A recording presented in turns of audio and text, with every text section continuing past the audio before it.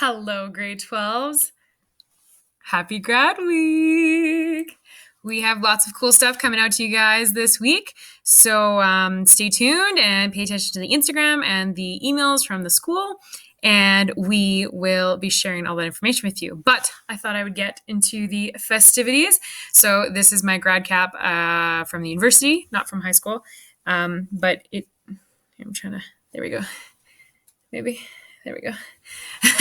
So, we'll get started. So it's grad week. I got to make sure you can actually see the gift. There you go. Oh, yeah.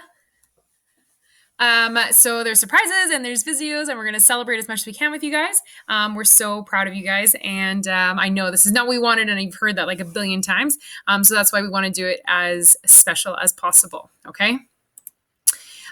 So as for our weekly updates, I have a week 11 PowerPoint, chapter 13 for you guys. Some textbook notes. I'm also going to post the notes that I usually give everybody for Unit 4, because that's what we're in finally. So it's just kind of summary of everything that we do this unit. We're going to have a quick Teams meeting on Wednesday at 12, because I want to see all of you. And so I can say congratulations on the screen. And then your assignment this week is really fun. You're actually going to take a Canadian citizenship test and then kind of complete the Google form assignment. So you need that website. It's also in the paper version of the rack, as well as in the Google form description. Okay. And we're talking about citizenship this week. So I'll go through the PowerPoint. Like I said, I left some notes for you guys. It's just kind of a summation. Unit 4 is really short. It's only 2 chapters. I usually just kind of hand out the notes, because usually in class we get it done in 3 days, and we just kind of power through. Okay. There we go. Okay. So Unit 4, ideology and citizenship. So to what extent should my actions as a citizen be shaped by an ideology? So the immediate question is, what is a citizen? Is it that you live and belong to a country?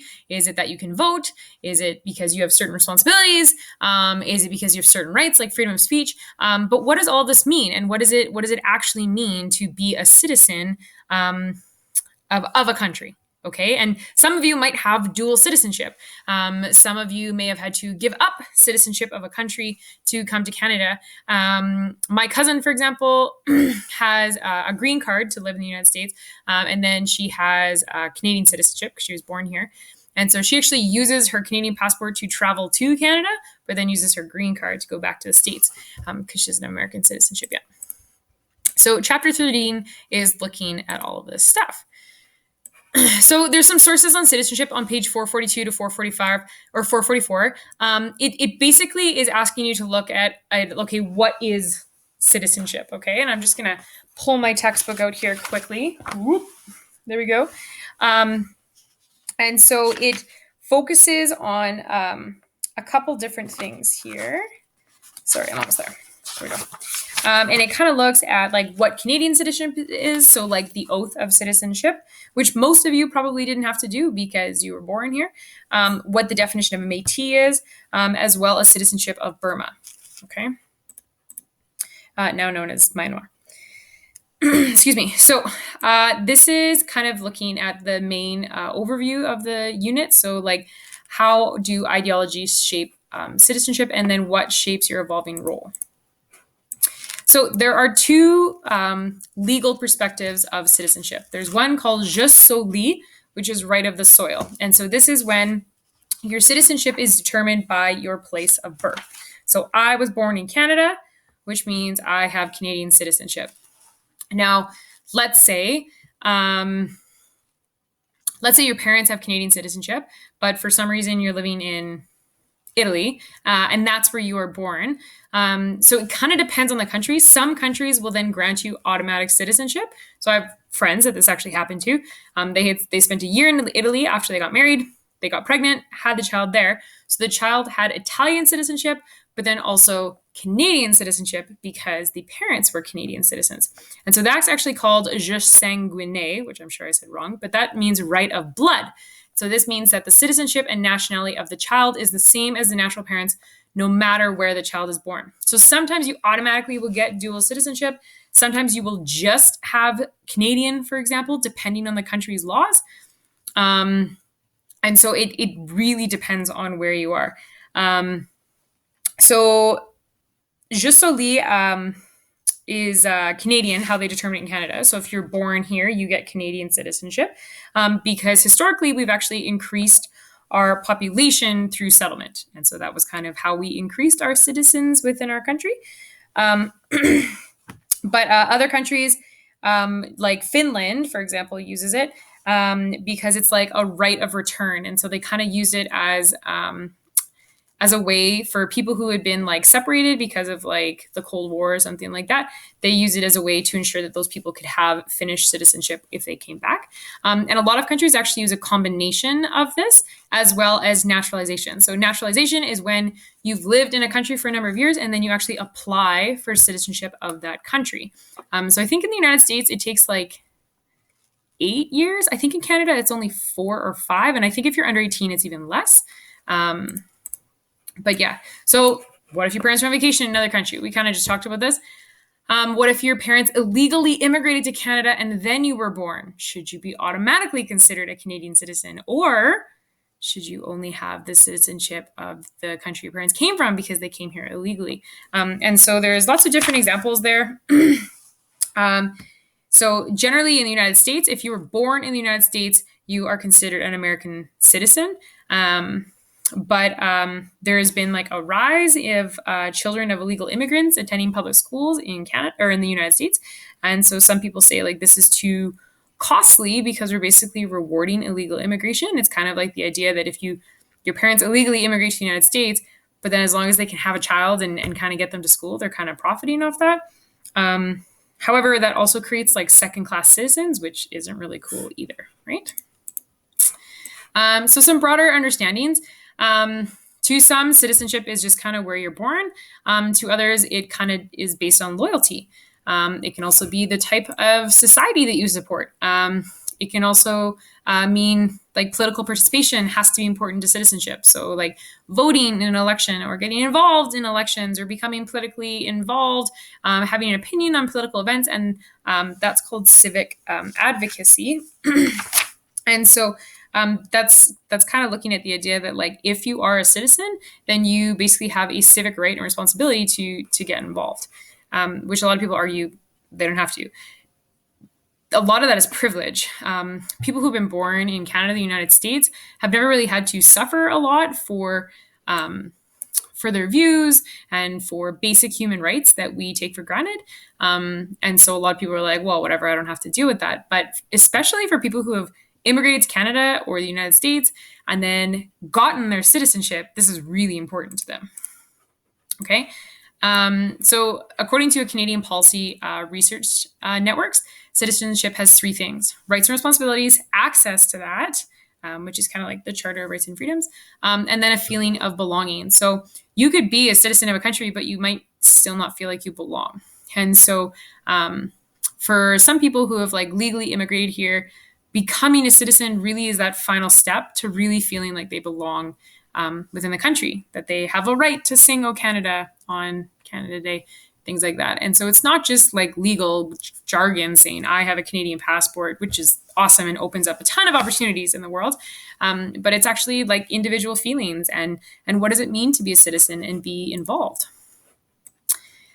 These are on page 451, so you can read that there. But it basically looks at some different understandings of it, that it can be a status, that it can be a practice, that it's based on morality, things like that. Rights, roles, and responsibilities. And so I talked about this a little bit earlier in this video, but even in ancient times, like there were specific rights and responsibilities that people had access to if they were a citizen. So like in Roman times, for example, if you were a citizen of Rome, you had a special set of rights and privileges above and beyond other people. Same with like the Bible, and like so certain groups of people had more rights within Scripture. The Universal Declaration of Human Rights, which is obviously recent, that has also showing like rights, roles, and responsibilities of human beings. Okay, so it kind of it's evolved over time. I've mentioned this in class before, but the Canadian Charter is one of the only examples of charters in the entire world that is solely connected to the citizens of a specific country. It's not like it's kind of like the Declaration of Rights of Man and Citizen that happened in France, but like even the United States doesn't really have a specific set of like rights, roles, and responsibilities. But the Charter protects everybody in Canada, even if you're an immigrant, if you're not a citizen, except for the right to vote and freedom of movement. And so it's actually really amazing that it protects everybody and it protects those feelings. So like you've moved to Canada and now you feel like you're a part of Canada. And so even though you don't have full citizenship rights, you can still feel like you're a part of something. And that's specific freedoms, right? Another understanding is, within Canada, we're based on a lot of like Western philosophies. And so a lot of this is like legal rights, like our responsibility is to obey the laws of Canada. We can express our opinions, but we still have to respect others. We have a right to help others in the community. We have a right to care for and protect our heritage. We have a right to eliminate discrimination, all of these things. And that comes with those rights and freedoms of like freedom of religion, the right to peaceful assembly, things like that. We can't just say, yeah, we have the right to peaceful assembly and then like bring our guns or hurt people, because that's no longer, that's taking those rights and freedoms and using them in a negative way, right? Now, another big thing that we would normally talk about in class more is should Indigenous people regard Canadian citizenship the same way as other Canadians? Now, the Indian Act was a purpose to assimilate Indigenous people within Canada to try and force them to become Canadian, okay? And so this actually has had a huge impact on First Nations, Indigenous people within Canada, because the percentage of First Nations people below the poverty line is significantly higher than any other cultural group within Canada. Not to mention like massive discrimination and cultural differences. And like Indigenous men are, I think it's like 6 times more likely to be stopped on the street than like a white man. And I think Indigenous women are 10 times more likely to be stopped than white women. And so there's a significant history of those like feelings and those responsibilities being twisted for Indigenous people. And so trying to force Indigenous people to become Canadian citizens, like the Indian Act tried to do, they basically said like, we'll give you this, but then we're trying to assimilate you to become just like us. Okay. And so it really had an impact on residential schools, on reserves and things like that. And really on like this ideology shift. Okay. As well, consider the legal system. So like what rights, roles, and responsibilities are at play. So this is like within the charter, what rights do we have? What laws do we have to obey? If we think that they're immoral, do we have to obey them? Technically, yeah. But most laws aren't immoral within Canada. I can't really think of any. We're going to kind of skip over this. You can read it in your textbook if you want. Pacifism is something I want to talk to you about. We've talked about in class, but pacifism is the commitment to peace and opposition to war or violence, and it's practiced in a variety of ways. So Canada historically doesn't get involved in a lot of wars. That's not to say that we never have. We do. But like there's a difference between like what a just war is, which like World War II would have been considered a just war. We had a reason to go to war. We had to fight back kind of thing. Whereas there are other wars that have gone on that Canada has chosen not to get involved in. And a lot of that is because a lot of our policies in place that aren't necessarily anti-war, but just like against certain wars. Okay.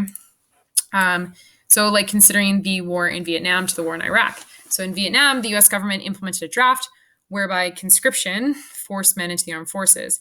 In Iraq, the US government did not implement conscription, and only people who enlist in the armed forces could be sent to fight. However, they also had a policy put in place that they could basically force you to stay another, I can't remember the right word for it.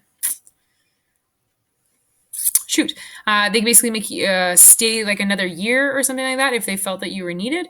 But in both cases, U.S. soldiers and draftees have fled across the border into Canada. So in Vietnam, they were considered draft dodgers, and it was actually the Canadian government granted asylum to these people. But in the Iraq War, it refused to allow them to stay in Canada. And a lot of the reason for that is because the government refused to introduce conscription within the Iraq War. And so they sent them back, and it was considered, I don't think it was necessarily treason, but I think it's desertion or something like that. But in the Vietnam War, because the government tried to force men who had not actually enlisted, we allowed them to stay in Canada. And I think this is the last thing. So conscientious objection. This is someone who's opposed to serving the armed forces on the grounds of moral or religious principles. The UN supports this. So if you feel like you cannot serve in a war because it's against your moral code, then that's okay. Now, some countries that, like Finland, Germany, Israel, they actually have required military service, but they offer different options than like having to actually be a soldier. So like medics, teaching, things like that. So in Israel, I think as soon as you turn 18, it's a 2-year military service that they do. So that's it. Yeah. So I attached that PDF for notes for you guys. And oh, I forgot that this changed. Okay, lie. We are having a Teams meeting this week because I just want to see you guys. So it'll just be a quick one. I just want to say hi and congratulations to all that. So we will have a Teams meeting. So please ignore this. I forgot to change it. And then you're going to do that citizenship test, which is awesome, and answer the questions on the form. And that's it. You did it. And I hope you enjoy the fact that I put a Harry Potter GIF on here. And because I love Harry Potter. But I'm so proud of you guys, and you're amazing, and you're doing so well, and we're so close to the end. And so I hope you have an amazing grad week, and I hope you send those pictures and you get involved and everything like that. And we worked so hard on the video for you guys, so I hope you love it. And I miss you guys so much, and we will see you Wednesday.